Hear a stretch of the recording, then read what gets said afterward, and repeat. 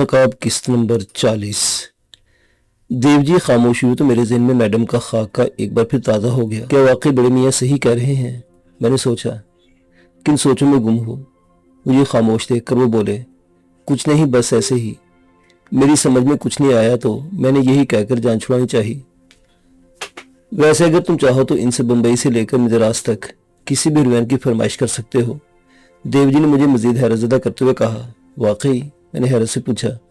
जो दस्तयाब हो सकती है उन तक पहुंचती है, और जो चंद एक शरीफ हैं या अब हो गई है, इनके बारे में ये साफ कह देती है। लेकिन यूँ समझ लो कि जो सामान तुम्हें इस दुकान से नहीं मिलेगा फिर वो कहीं से नहीं मिलेगा। देवजी तारीफ के मजीद पुल बांधे जा रहे थे। मैं सोच रहा था कि आने वाले लम्हात का सामना किस तरह कर सकूंगा। मैडम आप लोगों को अंदर बुला रही हैं, एक मुलाजमा खातून ने ड्राइंग रूम में आकर कहा, और मुझसे पहले देवजी अपनी जगह से उठे। चलो भाई, उन्होंने मेरे कंधे पर हाथ रखते हुए कहा, और मजबूरन मुझे भी अपनी जगह से उठना पड़ा। अब हमें जिस कमरे में ले जाया गया था वो यकीनन मैडम के बेडरूम के तौर पर इस्तेमाल होता होगा, क्योंकि डबल बेड के साथ ही मैडम की एक बड़ी सी तस्वीर रखी हुई थी। आज पहली बार मैं इस कमरे में दाखिल हो रहा हूँ, देवजी विजय ने कमरे में दाखिल होते हुए कहा, मगर मैडम ने इनको कोई जवाब नहीं दिया। आपकी साथी बस थोड़ी देर में पहुंचेगी, मैडम ने मुझसे मुखातिब होते हुए कहा। वो दरअसल आज बड़ी उदास थी, और आप लोगों की आमद से कबल मैंने फ़ोन पर इसी से गुफ्तगू कर रही थी, और इसने कहा था कि वो मेरी जानिब आ रही है, मगर अब इसके कमरे से कोई जवाब नहीं आ रहा। इसका मतलब ये हुआ कि वो यहाँ आने के लिए चल पड़ी है। मैडम ने नाम बताए बगैर तारुफ करवाते हुए कहा था, और मैं मजीद शिशोपंज में पड़ गया था। उदास तो आज अपने सिकंदर भी बहुत हैं, देवजी ने कहा। क्यों, खैरियत? मैडम ने अनजान बनते हुए कहा। कुछ नहीं, हम सियासत करते हुए दोस्ती निभाने लगे थे, देवजी ने एक कोने में रखे हुए सोफे पर बैठते हुए कहा। सोफे के साथ ही एक ट्राली पर शराब और इसके तमाम लवाजमात रखे हुए थे। कुछ तफसील बताना पसंद करेंगे? मैडम ने बड़ी लगावट से सवाल किया। क्या बताऊं? देवजी शिकस्त लहजे में कहा, फिर बोले, ये बताऊं कि जब मिरार जी का कोई भी शख्स साथ देने के लिए तैयार नहीं था तब मैंने इनका साथ दिया था, और उन्होंने ये सब जानने के बावजूद के इंदिरा ने इस पैगाम के साथ मेरे पास आदमी भेजे थे कि आप जवाहिर लाल से अपने ताल्लुकात का ख्याल नहीं करते, तब भी आपकी पसंद की वजारत देने को तैयार हूँ, मगर मैंने इनका साथ नहीं छोड़ा। मगर आज मैंने इनसे एक बात कही तो उन्होंने ये कहते हुए मना कर दिया कि मैं अहमक हूँ। देवजी ने मुझे तफसीलात नहीं बताई थी, लेकिन अब मैडम के सवाल पर उन्होंने दिल के फपोले फोड़ने शुरू कर दिए थे। ये तो ज्यादती है, मैडम ने तबसरा करते हुए कहा। मुझसे ज़्यादा ज्यादती तो इस नौजवान के साथ हुई है। देवजी पूरी तरह दिल का गुबार निकाल रहे थे। क्या नहीं किया इसने इनके लिए, और वो सिर्फ इस बात से दहशतज़दा हो गए कि एडवानी ने कहा था कि अगर सिकंदर को वजीर बनाया तो वो अखबारात को बयान दे देगा कि मदन लाल के कातिल को मिराज जी ने वजीर बना दिया है। वो और इसके साथी ब्लैकमेल कर रहे थे, और मिराज जी ने ब्लैकमेल होते हुए अपने और पराई की पहचान भी खो दी। गुफ्तगू का रुख उस जानिब आ गया था जहाँ मुझे एक बार फिर अपने अंदर बहुत सी चीज़ें टूटती महसूस होने लगी।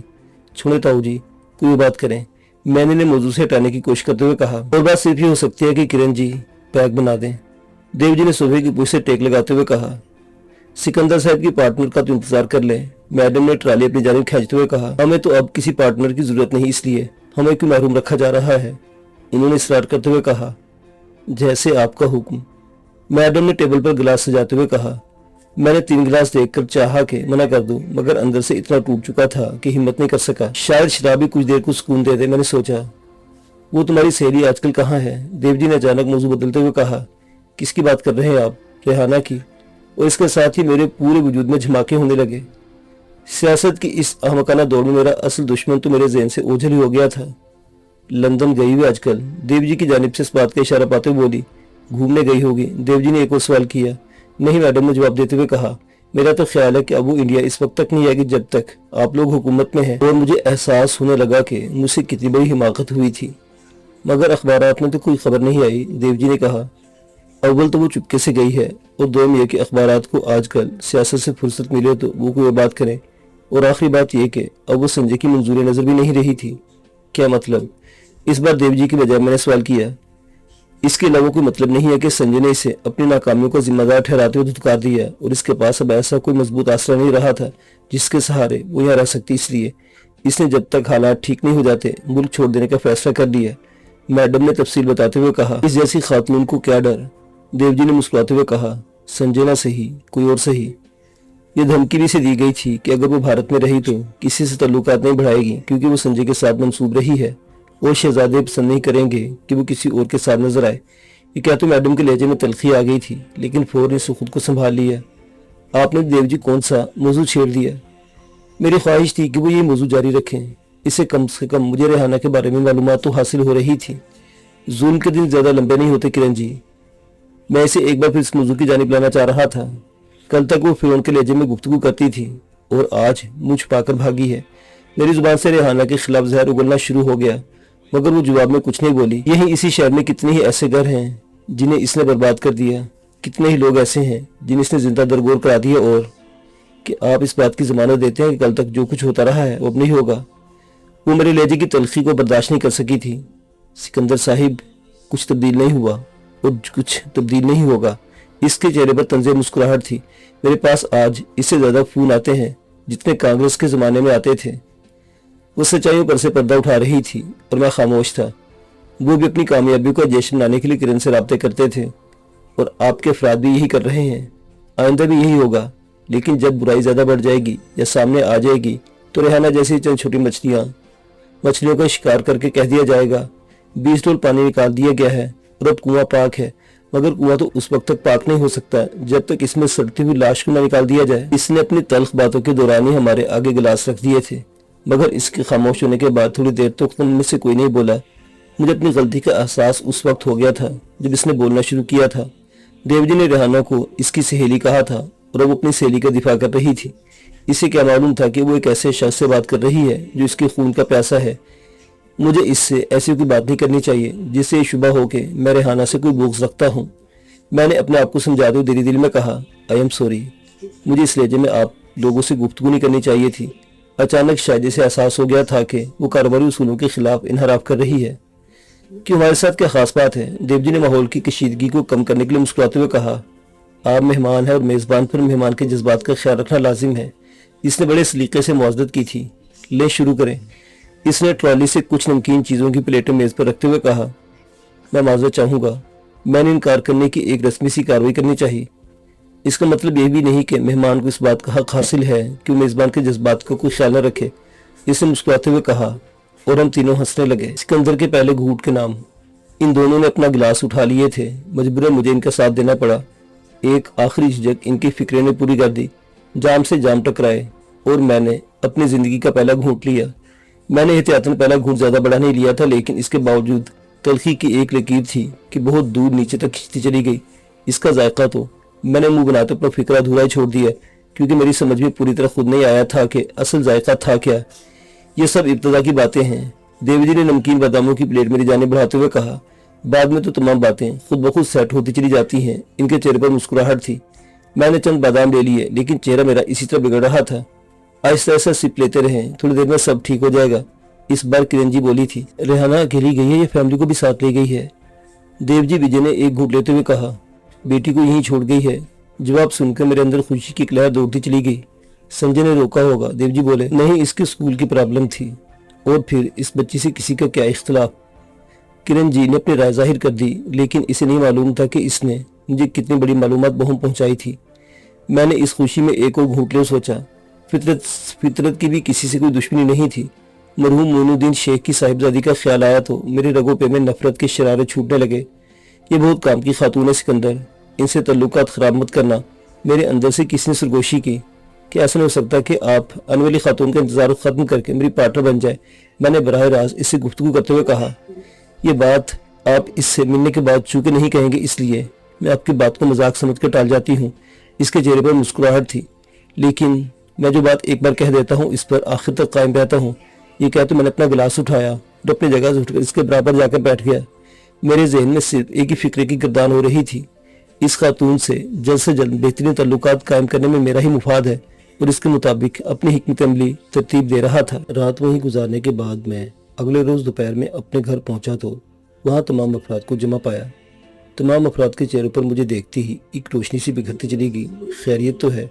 मैंने अनजान बनते हुए कहा, हाँ खैरियत ही है। निसार रज़ा साहिब ने जवाब दिया, आपकी जानिब से परेशानी थी, वो आपको देखने के बाद ख़त्म हो गई है। मैं जवाब में कुछ भी न कह सका। अलबत्ता मुझे अपनी गलती का एहसास ज़रूर हुआ कि मुझे मैडम के यहाँ घर फ़ोन ज़रूर करना चाहिए था ताकि बकिया अफराद को परेशानी ना होती। विराट जी की जानिब से कल से अब तक 5 फ़ोन आ चुके हैं वो आपसे मिलना चाहते हैं। ये अजीत था जिसका क़याम ही मेरे घर था।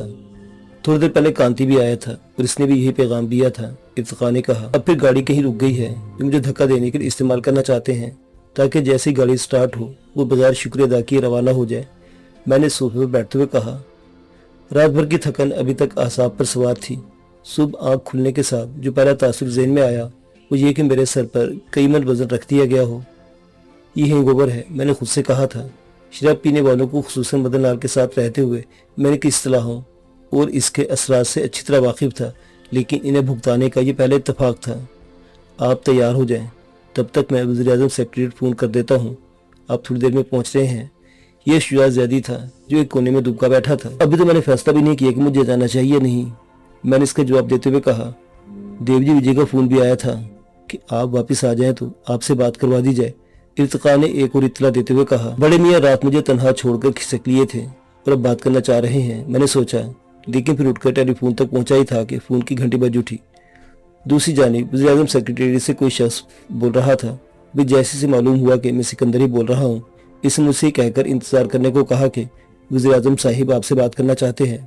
कैसे हो सिकंदर? रिसीवर पर मरार जी की आवाज़ उभरी। इनकी आवाज़ में अभी वही नरमी थी जो इससे पहले पाई जाती थी। जी खैरियत से हूँ, मैंने पूरे अदब से कहा। कितनी देर में पहुँच रहे हो? उन्होंने सवाल किया और मैंने वो जवाब नहीं दे सका जो शहजादी को दे चुका था। जी मैं अभी घर पहुँचा हूँ, थोड़ी देर में तैयार होकर आता हूँ। मैंने वक्त की पाबंदी ख़त्म करते हुए कहा, आधे घंटे से ज़्यादा वक्त मत लगाना वरना मैं निकल जाऊँगा। उन्होंने कहा, एक बहुत ही ज़रूरी मीटिंग में पहुँचना है। उन्होंने अपने फ़िक्र की वजाहत करते हुए कहा था। ठीक है सर, मैं कोशिश करूँगा, मैंने जवाब दिया। कांति बता रहा था कि तुम्हारे यहाँ कोई हुसैन रज़ा साहिब थे, इसने इन्हें तमाम तफसीलात बता दी हैं। जी बेहतर, मैंने कहा और उन्होंने फौरी तौर पर पहुंचने की ताकीद करते हुए लाइन काट दी। कांति से आपकी कोई गुफ्तगू हुई थी? मैंने हुसैन रज़ा साहिब के पास आकर कहा था। हाँ, उन्होंने कहा, मगर तफसीलात बताने से गुरेज किया। मुझे फौरन ये गुमान गुजरा कि शायद इसमें कोई ऐसी बात भी ज़रूर है जो मुझे सबके सामने नहीं बताना चाह रहे थे। इस गुफ्तगू की रोशनी में मैं इस बात का फैसला बता दें कि मुझे इमरान जी से मिलना चाहिए नहीं? मैंने सवाल किया। मुलाकात न करने का तो कोई जवाब ही नहीं है। हुसैन रज़ा साहिब ने एक मुख्तलिफ बात कही थी। आप MPA हैं और वो वज़ीर-ए-आज़म।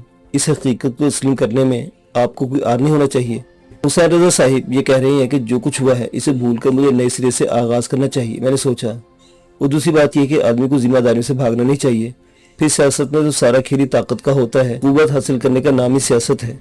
अब ये कुव्वत हासिल करने वाले पर मुनहसिर है कि वो इसे किस तरह इस्तेमाल करता है, अपने ज़ाती मकासद के लिए या इज्तिमाई मुफाद में। हुसैन रज़ा की इस मुख्तसर गुफ्तगू ने मेरे सामने बहुत से दरीचे खोल दिए थे। ठीक है, जैसे आपका हुक्म, मैंने कहा और अपने कमरे की जानिब चला गया। मेरे पास कुव्वत होगी तो मैं रेहाना और संजय से पूरी तरह बदला ले सकूंगा। मैंने वज़ीर-ए-आज़म सेक्रेटरी की जानिब जाते हुए सोचा। अजीत मेरे साथ था, लेकिन हम दोनों में कोई गुफ्तगू नहीं हो रही थी। दिल्ली आने के बाद अजीत कुछ बुझ सा गया था, जैसे दिल्ली की आबो हवा इसे रास ना रही हो। लेकिन मैं जानता था कि इसकी असल वजह क्या है। विजय और इर्तिका के बारे में से जो कुछ दूसरों की जुबानी मालूम हुआ होगा और जो कुछ वो अपनी आंखों से देख रहा था, वो सब कुछ ऐसा नहीं था कि अजीत पूरी तरह से अपने हवासों में रहता। खुद मैं भी खुद को ऐसी पोजीशन में तस्वुर नहीं करता था कि इससे इस हिस्से में कोई बात कर सकूं, इसलिए खामोश रहा। कार अजीत ड्राइव कर रहा था और न जाने किन ख्यालों में खोया हुआ था, इसलिए मैंने भी इसे डिस्टर्ब करना मुनासिब नहीं समझा और अपने ख्यालों में डूबा रहा।